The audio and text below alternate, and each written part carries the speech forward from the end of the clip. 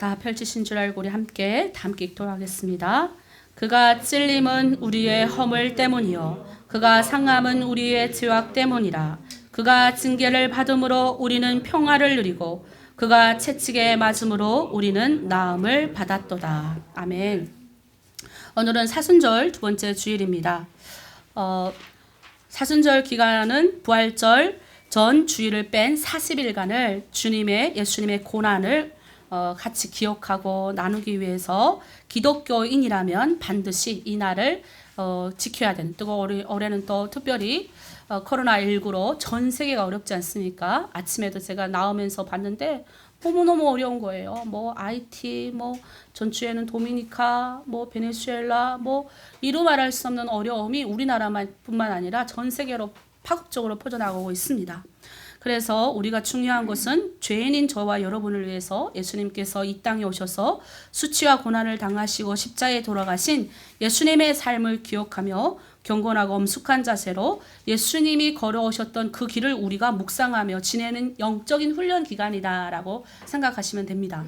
그래서 온라인으로든지 또 이 기간 동안에는 사실 기독교의 과거 기독교 역사를 보면 신앙의 어떤 결단이 있었던 그런 기간이 바로 이때 기간이었습니다. 그래서 전통적으로 보면 이 기간 동안에 예수를 믿겠다고 결단한 사람들이 이제 이 기간이 끝나면 부활절날, 우리 작년에도 부활절날 세례하고 또 크리스마스 때 세례를 하잖아요. 이런 식으로 이 기간이 굉장히 고난과 함께 부활하는, 세례하는 그런 일들이 일어났던 기간이기도 했습니다. 또 이 기간을 위해서 나도 좀 예수님의 고난에 동참하고 싶다. 그래서 육류를 금하거나 내가 좋아하는 오락을 금하거나 이런 일들이 있었습니다. 올해는 특별히 제가 우리 전번 주일날 금요일날 기도회를 하는데 수요일도 우리 막 다 울었잖아요. 우리가 그때 기도할 때 북한에서 이제 카트 밀고 이제 러시아 외교관이 탈출을 하는, 북한이 지금 생필품이 없어요. 돈이 있어도 생필품을 살 수 없는 이런 지경에까지 간 북한을 생각하면 또 우리 교회는 그런 고난에 좀 동참하는 것이 좋지 않겠냐, 이런 마음이 듭니다. 사실 제가 오늘에 준비하는 말씀이요, 제목이 뭐냐면 용서는 하나님의 메아리. 원래 제가 다른 주제로 설교를 이미 이번 주 시험이기 때문에 써놨어요. 근데 어제 저녁에 좀 남편이랑 살짝 다툼이 있었어요. 근데 이제 정리하려고 하는데 갑자기 글이 하나도 생각이 안 나고 이 설교를 내일 가서 할 마음도 생기지 않는데 하나님이 막 그 밤에 막 은혜를 주셔가지고 남편을 생각하면서 이 글을 썼습니다. 그래서 제가 오늘 아침에 남편이랑 화해를 했는데 제가 그랬어요. 어제 하나님이 말씀에 지나간 건 과거는 기억하지 말라 그랬으니 우리 오늘부터 다시 잘해봅시다. 이렇게 하고 아침에 웃으면서 교회로 왔습니다. 그래서 그 말씀을 여러분과 함께 나누도록 하겠습니다. 제가 어제 졸업시험을 드디어 봤습니다. 이제 박사과정을 끝내고 이제 졸업시험을 봤는데 거기에 어떤 문제가 나왔냐면 제가 기독교 통일 지도자 박사예요. 그러니까 앞으로 미래로 보면 제가 통일 지도자인 거예요. 그럼 통일 지도자의 상이 어떻게 돼야 되냐? 그럼 하나 목양교회는 무슨 교회냐면 남가북의 성들이 섞여 있으니 통일 지도자들인 거예요. 여러분 믿습니까? 여기서 그냥 성도로, 우리 교회는 맞지만 성도로 있는 사람도 없잖아요. 다 일하잖아요. 다 스태프들이고 헌신자들이잖아요. 그러면 지도자들인 거예요. 그러면 이 지도자가 가지고 가야 될 여러 시험 문제들이 많이 나왔는데 그 중에 하나를 여러분에게 제가 썼거든요. 그걸 한번 여러분에게 하필 하나님이 쓰게 하신 것이 뭐냐면 용서의 4가지 측면이 뭐냐. 용서의 4가지 측면을 쓰십시오. 이렇게 되어 있어요. 그래서 여러분에게 용서의 4가지 측면을 소개하겠습니다. 여러분 용서 4가지 측면이 뭐라고 생각하십니까? 모르니까 이제 제가 가르쳐 드리도록 하겠습니다. 원래 우리는 하나님과 원수된 자들이었습니다. 죄로 인해서 영원히 죽을 수밖에 없었다는 이 이야기는 교회에 들어온 발을 들여놓는 순간부터 귀에 못이 받을 정도로 이제 여러분이 하나님 앞에 갈 때까지 듣는 이야기예요. 어떤 사람들은 처음에 제가 교회 왔을 때 도대체 저게 무슨 말인가 이렇게 생각을 했어요. 그래서 이제 루터는 뭐라고 그러냐면 신적인 사람의 본질을 흐름이다 라고 설명하면서 하나님의 사랑, 하나님의 용서는 하나님 그분에게서 흘러나와서 우리를 통해서 흘러간다 이렇게 이야기하는 거예요. 근데 아무나 통해서 흘러가는 것이 아니라 하나님의 믿고 예수 그리스도의 그 용서를 받은 자들을 통해서 흘러가게 하신대요. 용서는. 그래서 그냥 우리는 뭐냐면 통로, 그래서 도관, 거기서는 도관 이렇게 번역했는데 우리나라 말로 도관이라는 말이 통로, 번역하면 오늘날로 말하면 통로예요. 그래서 하나님의 사랑과 용서가 우리를 통해서 흘러가는 것을 말하는 거죠. 그래서 이것은 하나님의 용서를 우리만 베푸는 게 아니라 우리를 통해서 다른 사람에게도 이 용서가 흘러가길 원하십니다. 그래서 우리 잘해야 돼. 우리가 생각할 때는 내가 그 용서, 나는 보니까 대한민국 와 보니까 다들 피해자만 밖에 없더라고요. 그리고 가해자는 북한이야. 예. 근데 북한 가서 살아본 저는 가해자는 남한이고 북한은 피해자예요. 지금 남과북은 서로 다 피해자만 있어요. 가해자는 없는 국가예요. 우리나라는. 처음 듣죠?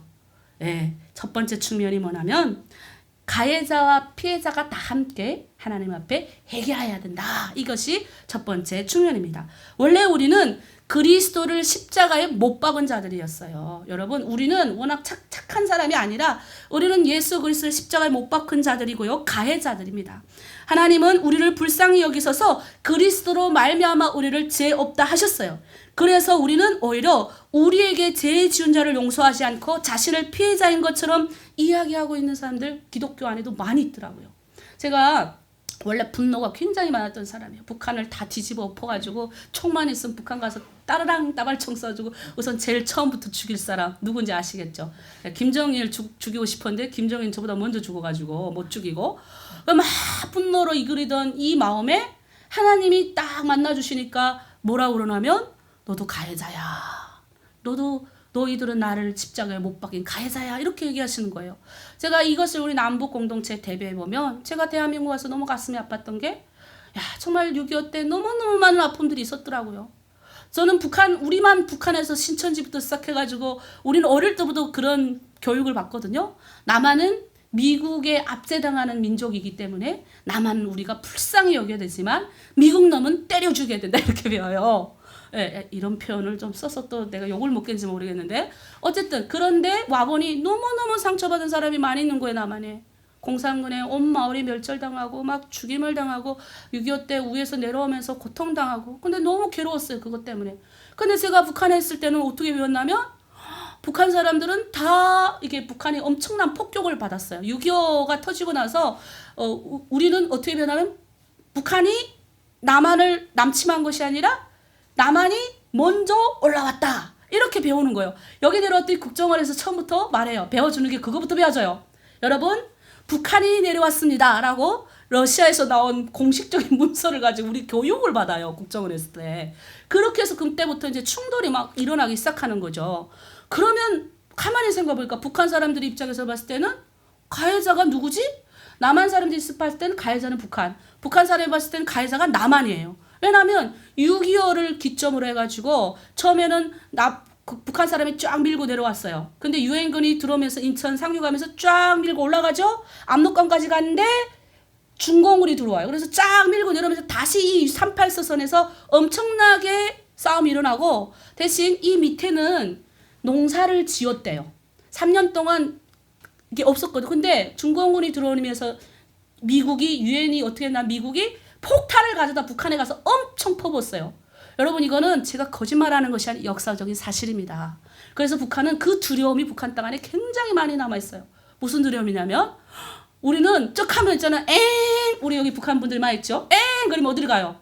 지하로 내려가요. 학교 뒤에도 지하, 집에 가면 집에도 지하, 아파트 가면 아파트 밑에도 지하, 길 걸어가다가도 동굴. 하여튼 그 거리면 모든 창문을 다 닫아야 돼요. 불빛 하나 살아나면 안 돼요. 왜? 폭탄을 워낙 많이 맞았어. 그래서 북한은 이게 폭탄 맞은 사람들이 너무 많아서 이 기병 뭐 이런 게 많이 있고 트라우마. 하늘에서 뭐가 떨어진 트라우마를 굉장히 많이 겪은 게 북한 사람들이에요. 그래서 말 그대로 북한 전역은 초토화가 됐어요. 그래서 첫 번째는 우리가 뭐냐면 서로 우리가 내 피해자가 회개하는 것이 가장 중요하다. 무슨 예를 회개할까요? 남한 사람들이 가지고 있던 우리가 북한에서 쳐들어 내려올 것 같은 피해의식이 우리 회개해야 돼요. 또 북한 사람들은 어쨌든 남한 분들이 우리가 가졌던 자기가 북한에서 그다음에 또 남한 사람들을 통해서 우리가 받았던 여러 가지 피해의식들을 회개해야 됩니다. 하나님은 회개하길 원하세요. 그래서 십자가 앞에서 남북이 같이 솔직히 말해서 가해자들이잖아요. 하나님 앞에서 우리가 섰을 때는 피해자가 아니라 우리는 하나님을 십자가에 못 박힌 가해자들이에요. 그래서 우리는 서로 용서하되 먼저 우리의 죄를 하나님 앞에 회개하는 것이 가장 중요합니다. 두 번째는 빚을 탕감해 줘야 됩니다. 여기서 중요한 것은 뭐냐면 가해자의 빚을 탕감해 주는 거예요. 하나님 앞에 서서 제가 말씀을 읽으면서 제가 죄인 중에 괴수라는 것을 깨달았습니다. 그래서 그 죄에 대한 이 죄짐이 얼마나 무거운지 제가 성경을 읽으면서 맨날 하나님 앞에 갔을 때 그 기도했어. 그 찬양 있잖아요. 고통의 멍에 벗으려고 예수께로 나갑니다. 이게 어떤 무슨 육체적으로 내가 어려움이 상한 고통이 아니라 너무너무 내가 엄청난 큰 죄인이라는 걸 깨닫고 나니까 이게 하나님 앞에서 이 죄짐이 너무너무 큰 거예요. 이 죄짐을 어디로 가져가야 되냐면 예수님 앞에 가져가서 이 빚을 탕감받아야 돼요. 여기에 앉아있는 우리 모두가 바로 이 예수님의 십자가의 그 은혜로 말미암아서 죄에 대한 이 무게를 이미 예수님 앞에 다 탕감받은 자들이에요. 그런데 우리가 또 예수님이 다른 말씀을 하셔요. 뭐라고 그러냐면 1만 달란트 빚진 자의 얘기를 하시는 거예요. 왜? 베드로가 물어요. 예수님, 어떻게 하면 용서를 할 수가 있습니까? 어떻게 하면 나에게 죄를 지은 자를 용서할 수 있습니까? 예수님이 아무 말도 안 하고 1만 달란트 빚진 자에 대해서 얘기를 해요. 어떤 주인에게 당시 1만 달란트면 한 6천 우리나라 돈 6천만 원 정도 된다고 해요. 상당히 6천만 원이면 지금 우리나라에서도 큰 돈이잖아요. 근데 그 돈을 이 집주인이 하도 사정하니까 그래 내가 빚 없다 탕감해 줄게 하고 이 사람은 그 빚을 다 탕감받는 거예요. 그런데 이 탕감받은 자가 어떻게 하냐면 집으로 돌아가다가 나에게 빚을 진 사람을 만나게 된 거예요. 그럼 어떻게 해요? 목덜미를 잡아요. 야 이 자식아 나한테 진 빚을 당장 갚아라. 무슨 말이냐면 하나님의 예수님의 은혜를 받은 자가 하나님 앞에 나가서 그 빚값을 다 탕감받았는데 다시 돌아서서 내 동족에게 너네 빚 내놔 빚 내놔. 우리 남북의 통일 공동체 안에 이런 일들이 일어나고 있다는 거예요. 없는 것 같아요? 아니에요 여러분. 많이 일어나고 있습니다. 내가 꼭 꼬집어서 이야기하지만 많이 일어나고 있어요. 우리가 예수님이 말씀하시는 우리 용서에 대한 개념에서 빚의 탕감은 그 가해자가 그 빚을 탕감해 준데 너희가 원래 가해자였어. 너희가 이 통일에 관련된 남북이 하나 되는 이 시점에서 너 원래 가해자였어. 근데 가해자인 너의 모든 죄를 너의 모든 허물을 앞으로 지을 모든 죄까지도 내가 다 십자가에서 다 해결해 줬어. 그런데 너는 거꾸로 돌아서서 너를 가해하는 다른 자에게 가서 너는 뭐라 그래? 빚을 내놔라고 하지 않아요. 이게 그래서 예수님이 뒷말을 뭐라고 말씀하시냐면 7번씩 70번까지라도 용서해 주거라 이야기하는 거예요. 근데 제가 지금 가만히 생각해 보니까 그 용서는 제가 아까 처음부터 이야기했던 무슨 말이냐면 흐름. 하나님에게 친정 용서받은 자가 용서를 할 수 있더라고요. 이번에 중국 공동체의 방에 조금 문제가 생겼어요. 제가 엄청나게 실망했어요. 제가 가슴 아픈데 연락이 온 거예요. 너무너무 우리 공동체에 들어오고 싶대요. 근데 아직 지금 받을 자리가 되어 있지 않는데 선생님 벌써 석 달을 기다렸는데 들어오고 싶다는 사람들이 있습니다 라고 얘기를 하더라고요. 이상하다. 근데 그 지역을 이미 받았는데 또 그 지역에 몇 명이 있다는 거예요. 근데 알고 봤더니 한 5명이 있긴 있더라고요. 근데 이 자매가 다른 선생한테 연락을 해서 다른 자매한테 연락해서 우리 공동체 다른 지역에 있는 자매한테 연락해서 다른 공동체 선생님한테 연락해서 나한테 연락이 온 거예요. 그래서 내가 그 선생님한테 그랬죠. 다른 공동체에 이미 그 지역이 들어와 있는데 이게 무슨 말이지 했더니 알고 봤더니 여기서도 성경 공부하고 저기서도 성경 공부하고 하고 뭔지 알죠. 이런 일들이 좀 도움도 받고 싶어서 이런 마음이 들어온 거예요. 근데 내가 이런 거를 사역하면서 너무 많이 알거든요. 선교사님이 찾아와서 저한테 그러더라고요. 송 목사님 아무래도 우리가 사역하는 지역에 송 목사님네가 있는 것 같아요. 그러니 좀 조율을 합시다 이렇게 하고 오셨어요. 근데 사진을 딱 거쳐 보이는 순간에 우리가 가라라는 자매들이 다 거기 있더라고요. 그러니까 몇 명이 내가 딱 보니까 있더라고요. 근데 제가 그런 이야기를 했어요. 이 자매들은 한 3, 4년, 5년 정도 됐으니 스스로 성장한 스스로 예배하고 스스로 하기 때문에 그쪽하고는 상관없이 이들이 스스로 성장하고 앞으로 가야지 언제까지 그냥 우리 도움만 받고 살 수 없습니다. 그러니까 도와주고 싶으면 도와주십시오. 제가 그렇게 이야기했어요. 근데 이분은 욕심이 뭐냐면 내가 도우니 내가 날 이런 욕심이 많으신 거예요. 그래서 저한테 그런 이야기를 하시더라고. 자기네는 송 목사님이 도우시면 우리는 안 돕겠습니다. 그래서 제가 그랬죠. 아니 교회도 우리 교회가 이렇게 있지만 이 우리가 대한민국 교회가 있으면 아니 대한민국 교회에 뭐 예를 들어서 소망교회만 후원하십니까? 아니지 않느냐고. 다른 교회도 와서 같이 협력할 수 있고 다른 교회도 와서 협력할 수 있지 않냐고. 그 나중에 중국의 공동체도 탈북민들도 그렇게 가야 됩니다. 근데 예를 들어서 금방 지금 제가 이 자매를 혼냈던 거는 들어온 지 얼마 안 됐는데 벌써 머리에 그런 게 있더라고요. 그래서 엄청 실망했는데 이 자매가 놀랬잖아요. 저를 만났는데 내가 이거 우리 새로 들어온 방인데요. 그랬더니 이 자매가 그다음부터 이제 내가 얘기를 했어요. 다른 건 다 이해되는데 이렇게 속이는 건 안 됩니다라고 얘기를 했는데 실망감이 막 올라오더라고요. 근데 제가 그다음에 용서에 대해서 생각 그때 시험을 보고 딱 끝났을 때니까 내가 막 얘기하다가 선생님 정말 죽을 죄를 지었습니다 그러더라고요. 그래서 제가 그랬어요. 하나님이 이미 당신을 용서했는데 내가 뭐 당신을 용서 못할 일이 어디 있습니까? 그러니까 막 우는 거예요. 선생님 정말 너무너무 자기 심장 떨리고 이랬는데 선생님 정말 하나님 앞에 제가 회개하고 선생님 너무 감사합니다 이렇게 하는데 너무 마음이 아팠어요. 물론 경제적으로 어렵고 연약한 중국 공동체를 생각하면 그쪽에 남아있는 국적도 없이 살아가는 탈북자를 생각하면 너무 가슴 아프지만 제가 거기다 그렇게 썼어요. 당신들은 불쌍해서 여러분을 돕는 게 아니라 예수 복음을 모르면 불쌍한 거라고. 예수 복음 모르면 그냥 죽는 거라고. 그렇게 제가 얘기했더니 정신을 차렸는지 잘 모르겠습니다.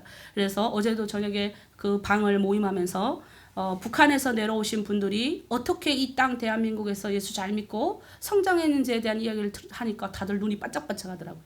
그래서 우리 선생님들은 각 공동체를 할 때 약간 북한에서 내려오신 분들이 이곳 가운데서 어떻게 신앙생활을 하고 어떻게 교회 공동체를 섬겼는지에 대한 이야기를 좀 많이 해주시면 감사하겠습니다. 자, 세 번째는 그러면 뭘까요? 세 번째는 가해자의 죄책감에서 그러니까 이제 빚을 탕감받으면 이제 이 가해자는 이 죄책감에서 해방이 되는 겁니다. 동시에 피해자도 그 고통에서 자유로워질 수 있습니다. 무슨 말이냐면 제가 처음 교회에 들어와서 그 고통의 무게가 너무너무 짓눌리고 죄에 대한 무게가 너무너무 짓눌리니까 우리 그런 분들 되게 많이 있어요. 예를 들어서 북한 분들이 교회에 들어와요. 그러면 우리 교회도 그런 분들이 있어요. 교회 들어오면 어때요? 말씀 읽으면 뽀록이 나요. 무슨 뽀록이 날까요? 나는 괜찮은 사람인 줄 알았는데 교회 들어오니까 나 이런 사람이었네.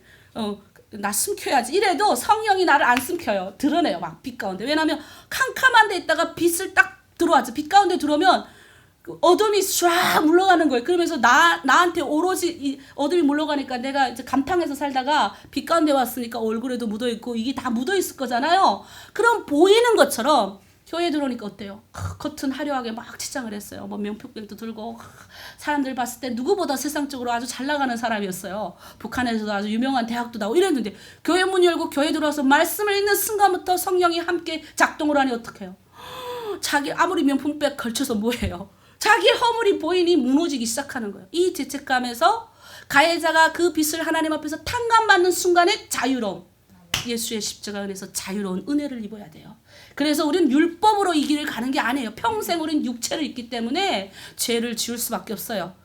그렇다고 이거 죄를 방관하는 게 아니라 성령께서 죄 지우는 순간에 어떻게 해요? 나를 탄식하게 하세요. 옛날엔 이런 일이 없거든요. 세상 나가 막 살다 술 먹고 담배 피우고 때리고 싸움하고 막말해도 아무런 성령의 진동이 없었어요. 그런데 하나님의 말씀 안에 들어오니 어때요? 갑자기 성령이 진동하기 시작하는 거예요. 누구 미운 마음만 짜증나 이렇게 넣대 성령이 회개하시오. 불편한 감정이 들잖아요. 제대로 가는 거예요.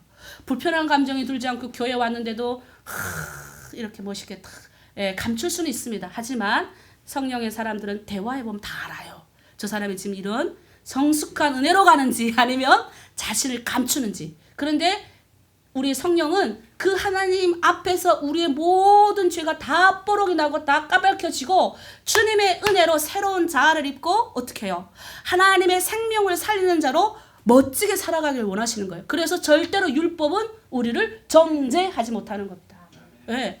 너네 너희 집안에서 이렇게 사는 교회 와서 거룩 이렇게 죄를 지었네. 여러분 앞으로 전진하는 거예요. 앞으로 나가서 복음 증거하고 생명 살리는 그런 성령의 역사가 의리한테 있는 사람이 바로 이 빚의 짐을 가해자가 그 죄짐을 내려놓는 순간에 해방이 일어나는 거예요. 공통적으로 또 그 희생자 고통스러운 제약에서 같이 해방되는 거죠. 얼마나 그동안 피해 입은 의식이 많습니까? 저는 우리 탈북민들이 그런 사람이 좀 많이 나왔으면 좋겠어요. 우리 탈북자들이 배고파서 탈출했잖아요. 근데 중국에 와서 이유는 하나도 없어요. 뭐 저번에 어떤 분이 오셔가지고 탈북자 중에 사기치고 무슨 치고 이렇게 한 사람들이 많이 넘어왔다 이렇게 했는데 좀 가슴이 아팠는데 나중에 이분이 살짝 말을 돌리시긴 하시더라고요. 근데 솔직히 말해서 거기서 그렇게 할 수밖에 없는 상황을 나라가 몰아갔으니까 전체 국민이 다 어떻게 됐어요? 전체 국민이 도둑질할 수밖에 없고 전체 국민이 다 사기칠 수밖에 없는 상황에 몰아간 사람들이 대한민국에 온 거예요. 그리고 배고파서 중국까지 왔는데 공안이 끌려가서 다시 북한 나갔어요.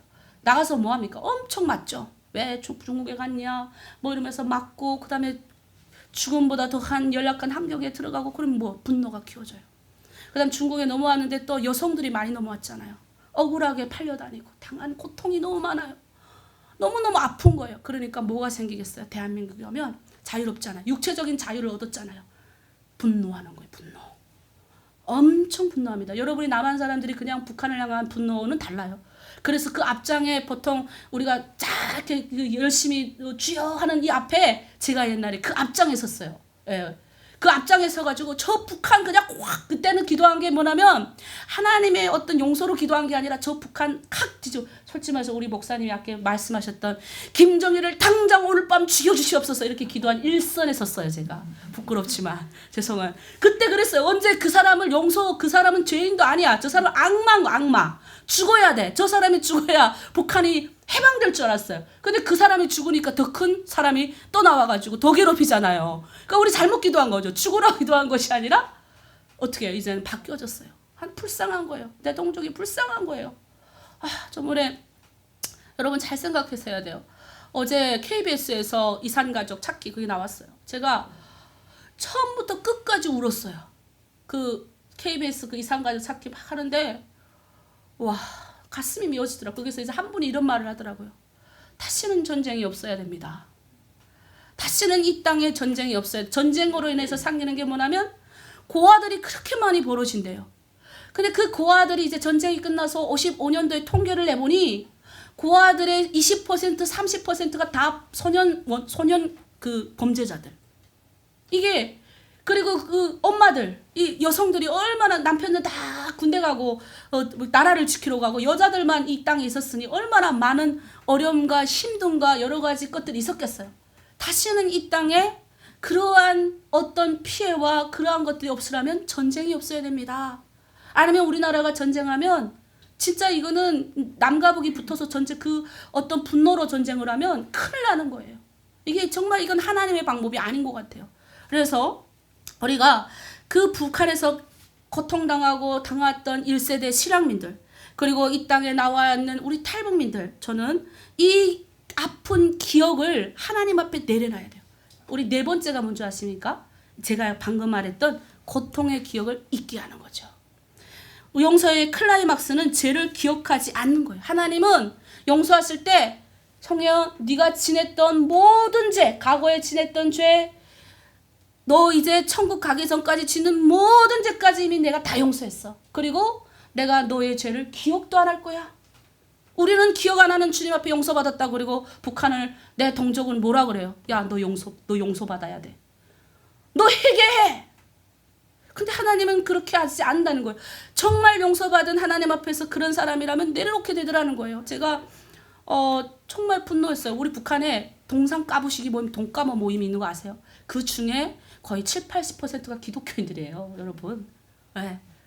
그 우상 덩어리를 다 까부셔야 돼가지고 그 해령의 그 동상 밑에 근데 신기하게 동상은 안 까죠. 폭탄 설치했는데 해령 그 동상 밑에 알죠? 네, 밑에 그까지 설치한 것만 해도 대단한 거. 그까지 기억한 것만 해도 대단해. 내가 막 붙여놓은 것만 해도 대단해요. 왜냐면 동상 주변 다 지키거든요. 근데 거기가 박살이랐어요. 동상 위에는 박살도 안 나고 밑에 게. 그러니 해령이 난리가 나고 아주 그냥 얼마나 사람들이 불안하게 만드는 동상 까부시기 모임. 우리 예수님 시대 때도 없은 줄 아세요? 누굴까요? 우리 별이 한번 말해봐요. 예수님 시대에 나라와 민족을 위해서 투쟁했던 사람들 있잖아요. 거세를 잊어버렸어요? 열심당원들. 네. 열심당 그 2주 전에 우리 배웠던 거잖아요. 열심당원들이 뭐 했어요? 예수님은 이 나라 이스라엘을 구원하는 구원자로 오신 거예요. 그러니 예수님이 구원자로 오셨으니 어떻게 해야 돼요? 당장 로마의 식민지로 있는 이 땅을 해방시켜서 로마 놈들 때려 죽여야죠. 예수님이 가진 힘의 능력이 얼마나 많은데. 근데 예수님은 어떻게 하셨어요? 예수님이 하는 방법은 십자가에 자신이 달려서 돌아가시고 온 인류를 구원하는 방법을 선택하신 거예요. 우리가 북한을 바라볼 때 우리의 고통을 잊는 거. 제가 우리 탈북민들한테 이 말을 계속해요. 어떤 분이 이제 북한 개천 여자 수용소는 굉장히 최악의 수용소예요. 여자가 거기 들어가면 우리 엄마도 거기 들어갔는데 북한에서 이제 제가 신학대학교를 한국에서 신학대학교 딱 들어가려고 하는데 갑자기 북한에서 연락이 왔어요. 언니 지금 빨리 당장 돈을 300만 원 보내줘. 그때 300이 컸어요. 100만 원도 귀할 때. 그렇지 않으면 엄마가 지금 개천에 끌려가게 해서 그 언니 알지? 개천 가면 죽어. 근데 신학교를 들어가야 되는데 신학교들은 공부를 못 하잖아요. 그 갈림길에서 여러분 주위에 항상 우리가 어떤 중요한 결단을 할 때는 엄청난 큰 고통이 같이 와요. 근데 하나님은 다 시험하시는 거예요. 다 이유가 있어요. 그래서 제가 정말 무릎 꿇고 하나님 앞에 기도했어요. 하나님, 내가 신학교에 들어가니까 우리 엄마 하나님 살려주라고. 그리고 6개월 동안 엄마 소식을 몰랐어요. 그래서 300만 원 어떤 교회에서 200만 원, 남편이 100만 원 해서 300만 원 보냈는데 엄마가 개천에 끌려갔는데 소식을 모르는 거예요. 근데 우리 동생이 가니까 우리 동생이 갔다 와서 뭐라는 줄 알아요? 언니, 엄마가 글쎄 제수들 밥 해주는 데 가서 밥 해주고 있어서 옥수수만 먹어서 오히려 살쪘대로. 그 말을 들으니까 내가 할렐루야 했어요. 여러분, 우리가 여기서 기도하면 하나님이 우리의 기도 들으실까요? 안 들으실까요? 들어요. 근데 우리는 그 하나님을 안 믿으니까 우리가 왜 금요일 수요일날 기도해요? 우리 가족들 다 이름 놓고 기도하잖아요. 한 명 한 명 이름 불러 기도한 이유가 그것 때문이에요. 제가 그걸 체험했어요. 중요한 어떤 결단의 기로에 딱 쓸 때 신학교 가길 원하는데 하나님 거기서 너 오는 거 선택할래. 근데 내가 그때 당장 나가서 돈을 벌어야 되는 길을 선택한 것이 아니라 신학교를 가서 한 달, 2달 동안 기도해서 9달 동안 돈이 없었어요. 그래서 교회 목사님이 그 소식이 안타까우셔서 200만 원을 지원해 주셨고, 그 다음 남편이 나가서 막 돈을 벌어가지고 100만 원을 지원해서 북한에 보냈어요. 근데 갔더니 엄마가 그렇게 되어 있더래요. 할렐루야. 하나님이 내 기도를 들으시고, 엄마는 연고가 없잖아요. 개천이 어딘 줄 아세요? 저희 고향은 함경도예요. 그 개천은 평안북도예요. 그때 당시 기차도 안 다녔어요. 기차도 안 다는데 끌려가신 거예요. 거기 가서 누구의 연고도 없고 누구도 찾아가는 사람 없고 거기서 그냥 굶어 죽어야 되는 엄마를, 하나님이 엄마를 불쌍히 여기서 저의 기도를 들으시고 제수들이 밥 해준 데 가서 주소라도 옥수수라도 주어라도 먹으라고. 그러니까 밥 해주면서 엄마가 옥수수를 먹고 오히려 살이 쪄서 건강하게 있었다. 그리고 거기서 우리 엄마가 2년 더 살고 이제 나왔거든요. 제명은 우리 엄마가 뭐 도둑질했겠어요? 사람을 죽였겠어요? 우리 엄마의 제명은 탈북했다는 것밖에 이유가 없어요. 그러니 저 북한 땅을 생각하면 내가 하나님 앞에 용서가 안 됐어요. 저 땅에 그 지역 덩어리를 만든 저 땅의 꼭대기 놈들을 다 잡아 죽이든지 내가 죽으라고 얼마나 기도했겠어요. 분노로 기도할 분노로. 근데 하나님이 그 분노를 예수님의 십자가 앞에서 딱 포기하시는 거예요. 너 원래 이런 자였잖아? 근데 내가 너를 십자가에서 사랑했어. 용서했어. 그러니까 너도 한 번만 용서해주면 안 될래? 그 땅을 품고 기도하는 사람이 되면 안 될래? 그러면서 점점 하면서 그 고통을 하나님이 나의 죄도 기억하지 않는 것처럼 그 죄악의 어떤 고통을 잊게 하셨어요. 이제는 북한을 바라보면 이거부터 생각해요. 너무 안타까우니까 하나님의 방법이 있겠지. 하나님의 방법이 어디 있겠지. 나는 내가 지금 하는 일만 하나님 앞에서 준비만 하자. 나의 기도에 신음소리도 들으시는 하나님께서 설마 저 북한 땅 안 오시겠을까? 아까 목사님 그 말하는데 뭉클하더라고요. 우리가 5천을 함께 살았는데 70년 고작 떨어졌다고 우리가 하나 되지 못할 이유가 어디 있나? 근데 그 말이 그러려면 우리를 이런 용서의 사람들로, 그래서 기독교가 부흥해야 됩니다. 왜? 교회에서 이런 말을 하죠. 세상은 통일에 대해 관심도 없어요. 솔직히 세상 나가서 우리 다 있는 분들, 회사원들 한번 얘기해 보십시오. 없어요. 교회는 점점 인원이 줄어가고 있어. 근데 저는 알고 있습니다. 왜? 줄어가도 그 안에 핵심적인 예수의 사랑의 메시지, 용서의 메시지가 있는 성도들이 많이 있어요. 소수를 들어서 하나님 다스를 바꾸실 거예요. 그때를 위해서 우리는 오늘 준비해야 됩니다. 그래서 오늘 말씀 마칠게요. 4가지 측면. 첫째, 가해자, 피해자 다 죄를 회개하고. 둘째, 하나님 앞에서 우리도 빚을 탕감받았으니 내 동족의 죄를 용서 못할 때 어디 있냐? 같이 우리도 목덜미 쥐고 나와! 이렇게 하는 것이 아니라 용서해주고. 세 번째는 뭐예요? 가해자, 피해자, 그 가해자의 고통에서 해방되고 피해자는 죄책감에서 줄어들고, 마지막은 그 주님이 우리의 모든 빚을, 모든 것들, 나의 죄를 다 기억지 않았으니 우리도 하나님 앞에 선자로서 저 나를 죽이려고 덜어들었던 나를 힘들게 했던 우리 간수 3번 잡혀가고, 그 다음에 우리 엄마를 감옥에 집어넣은 그 간수를 용서 못할 이유가 어디 있겠어요. 근데 이게 세상 사람, 우리 탈북자들한테, 맨 정신 가진 탈북민들한테 말하면 안 먹혀요. 근데 예수 믿고 하나님의 은혜를 입은 사람은 먹히더라 이거예요. 오늘 여러분이 우리는 평화의 사람들이 되길 원합니다. 그래서 용서의 메아리 뭐냐면, 하나님이 용서했으니 너희는 그냥 용서합니다. 이렇게 하면 용서가 하나님이 우리를 통해 흘러가게 하신다는 거예요. 그래서 용서의 메아리예요. 그래서 오늘 한 주간 여러분 하나님을 보내신 그 예수님, 우리 죄 때 보내신 그 하나님 사랑 묵상하면서 이웃을 용서하고 많은 사람을 용서하는 그런 여러분 되기를 부탁드리겠습니다. 이 시간 함께 우리 기도합니다.